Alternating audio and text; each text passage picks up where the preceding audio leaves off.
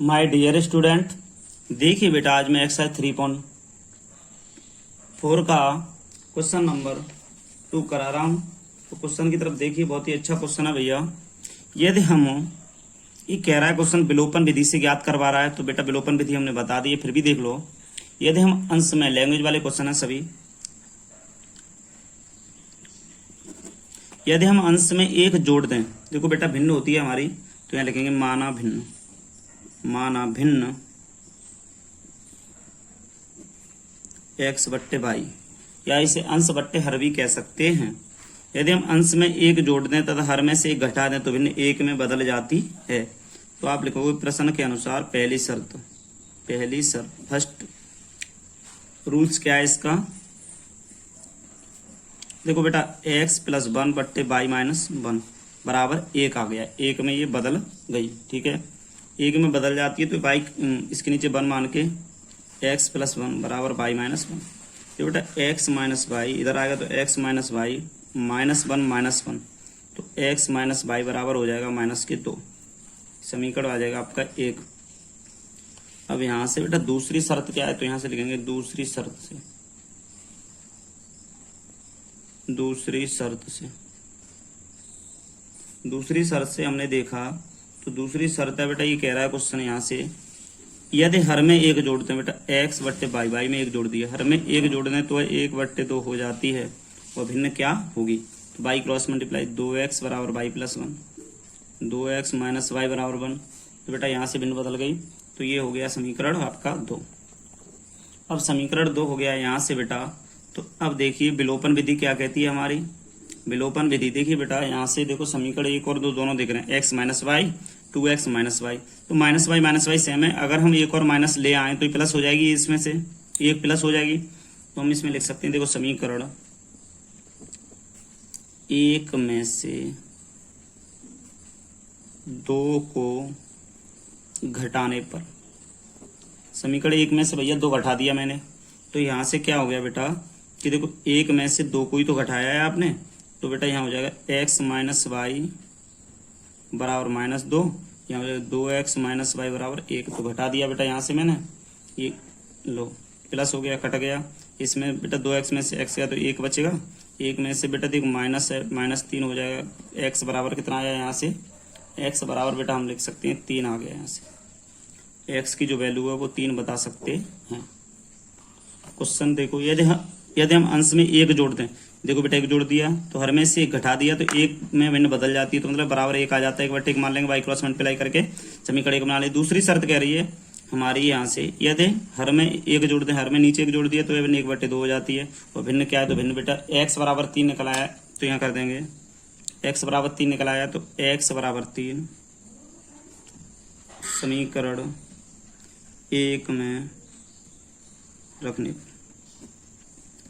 समीकरण 1 में रख दे रहे हैं बेटा, 1 का ये रहा, तो 3 माइनस वाई बराबर -2, माइनस वाई बराबर -2 इंटू, सॉरी प्लस है तो माइनस, बेटा इधर माइनस प्लस है तो माइनस आएगा, माइनस वाई -5, वाई बराबर बेटा आ गया यहाँ से 5, वाई बराबर 5 आ गया यहाँ से, और एक्स बराबर आपका बेटा 3 आ गया यहाँ से। तो क्वेश्चन जो है आप इसमें लिख सकते हो एक्स तथा वाई समीकरण के हल होंगे, मगर इसमें भिन्न पूछ रहा है, तो भिन्न क्या है, तो आप लिखो अतः भिन्न एक्स बट्टे वाई या 3/5 होगी। तो इस चीज को आप इस तरीके से बेटा लिख सकते, बहुत ही सिंपल है। अब क्वेश्चन नंबर दूसरा देखते हैं।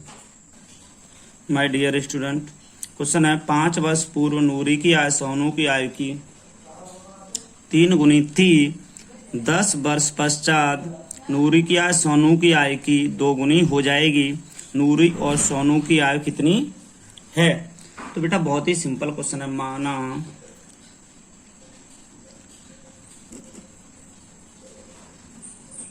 माना नूरी और सोनू की वर्तमान आयु x तथा y वर्ष है,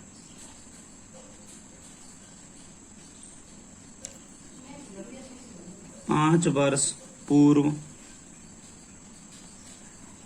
5 वर्ष पूर्व दोनों की आयु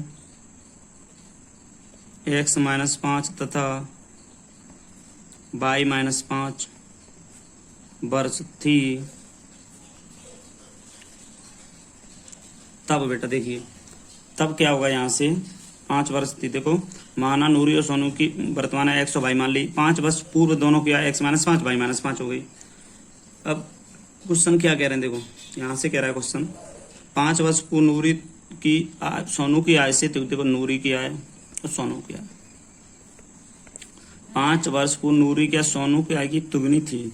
सोनू की आय की बेटा ये सोनू है, इसकी आय की तिगुनी बता रहा है, ये तिगुनी है। अगर बराबर करेंगे तो 3 से गुणा इधर करना पड़ेगा, तभी तो बराबर होगी। अब इसे समीकरण को हल कर लो बेटा, 3y-15, तो x-3y बराबर -15 + 5, तो x-3y बराबर यहाँ से हो गया -10। समीकरण बन गया आपका 1। ठीक है, अब देखो बेटा यहाँ समीकरण 1 बन गया यहाँ से। अब क्वेश्चन कह रहा है 10 वर्ष पश्चात, 10 वर्ष बाद, अब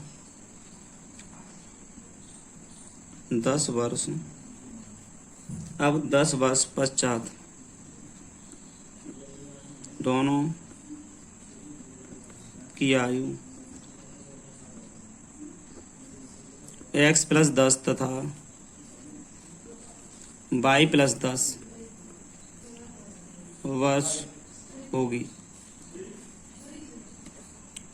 10 वर्ष पश्चात बेटा दोनों की x+10 तथा y+10 वर्ष होगी। ठीक है, और क्वेश्चन अकॉर्डिंग क्वेश्चन से क्या कह रहा है, देखो यहाँ से कह रहा है 10 वर्ष पश्चात, 10 वर्ष बाद नूरी की आय सोनू की आय से दोगुनी हो जाएगी। सोनू की आय से दुगनी बता रहे हैं, तो बेटा यहाँ से एक थोड़ा सा ये लिख ले रहे हैं x+10 और इधर बेटा कर ले रहे हैं बराबर में y+10। अब कह रहा है सोनू से ये दोगुनी बता रही है, नूरी की आय दोगुनी बता रहा है क्वेश्चन, तो 2 का गुणा इधर कर लेंगे बेटा। अब इसको 2 का गुणा कर लिया इसमें, अब इसको बेटा सॉल्व करेंगे। एक बार क्वेश्चन पढ़ो, ये कह रहा है 10 वर्ष पश्चात नूरी की आय सोनू की आय की दोगुनी हो जाएगी। नूरी और सोनू दोनों की आय क्या होगी, तो बेटा दोगुनी सोनू से दोगुनी नूरी की हो जाएगी, तो 2 का गुणा सोनू में कर देंगे इधर से। उसके बाद आगे x+10 बराबर 2y+20, x-2y बराबर 20-10, यहाँ से कर देंगे x-2y बराबर 10। समीकरण आपका 2 बन जाएगा यहाँ से। अब बेटा विलोपन विधि हमारी क्या होती है देखते हैं। समीकरण 1 में से 2 को घटाने पर, समीकरण 1 में से समीकरण 2 को घटाने पर, समीकरण 1 में से 2 को घटा देंगे तो यहाँ क्या होगा, देखो x-3y बराबर -10, x-2y बराबर 10। बेटा यहाँ से क्या होगा, ये घट जाएगा, देखो ये घटा देंगे, प्लस कट गया ये, तो बेटा यहाँ से -y, माइनस के 20, तो माइनस से माइनस कैंसिल, आप यहाँ लिख दोगे y बराबर 20, y बराबर 20 आ गया, तो यहाँ लिखो y का मान समीकरण 1 में रखने पर, y का मान समीकरण 1 में रख देंगे, तो 1 है तो x-3 इंटू y का मान 20 है, तो बराबर में -10, x-60 बराबर -10, x बराबर -10 प्लस 60, तो x बराबर 50, x का मान है वो 50 आ गया यहाँ से। तो बस बेटा यहाँ से देखो x आपने किसका माना था, नूरी, तो अतः नूरी की आय 50 वर्ष तथा सोनू की आय 20 वर्ष होगी। तो बेटा सोनू और दोनों की हमने यहाँ से निकाली थी, बस यही आयु है इनकी। बेटा इसके बाद क्वेश्चन नंबर 3 देखते हैं। बेटा क्वेश्चन है 3rd वाला, 2 अंकों की संख्या के अंकों का योग 9 है। इस संख्या का 9 गुना संख्या के अंकों को पलटने से बनी संख्या का 2 गुना है, वह संख्या ज्ञात कीजिए। बहुत ही सिंपल क्वेश्चन है, देखते हैं बेटा सॉल्व में चलते हैं। क्या है, तो बेटा माना 2 संख्याएं,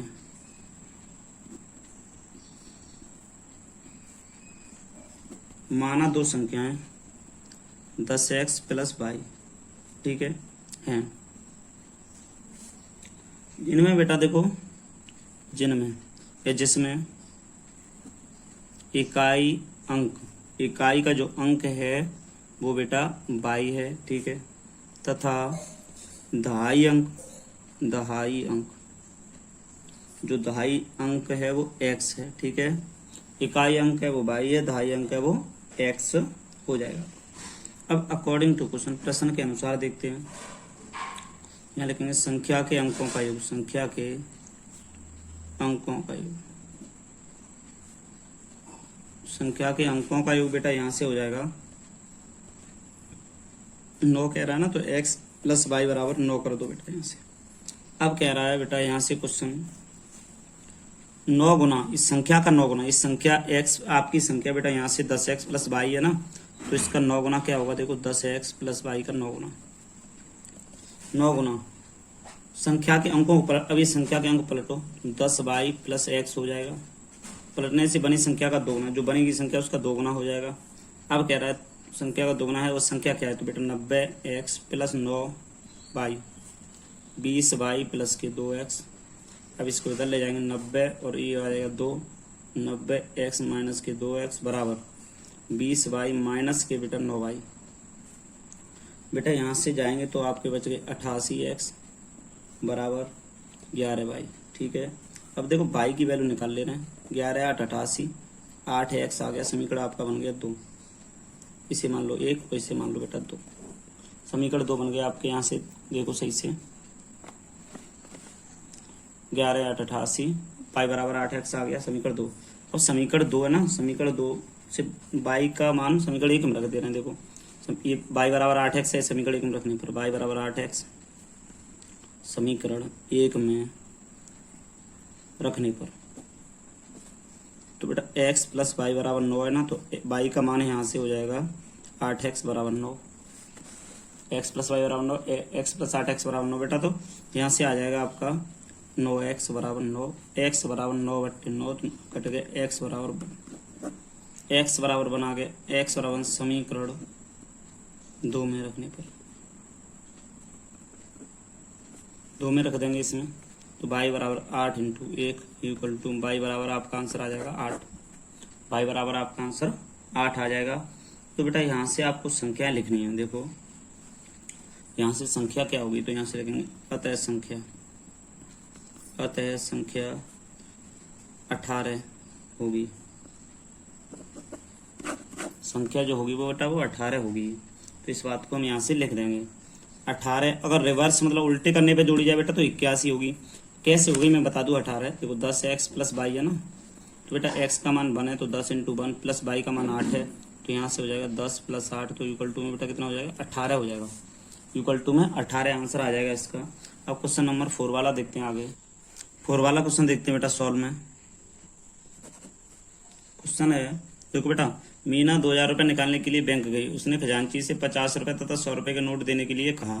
मीना ने कुल 25 नोट प्राप्त किए, ज्ञात कीजिए कि उसने 50 रुपये और 100 रुपये के कितने नोट प्राप्त किए। तो लिखेंगे माना 50 रुपये और 100 रुपये के नोट क्रम से x और y हूँ, तब कुल नोटों की संख्या, कुल नोटों की संख्या बराबर 25 हो जाएगी भैया। अब क्या रहा बेटा, देखो तो x प्लस वाई बराबर 25 आ गया, ये तो इक्वेशन बन गया आपका, समीकरण 1 आ गया। यहाँ से थोड़ा आगे बढ़े, अकॉर्डिंग टू क्वेश्चन, प्रश्न के अनुसार क्या हुआ। क्वेश्चन कह रहा है 50 रुपये तथा 100 रुपये के नोटों का कुल मूल्य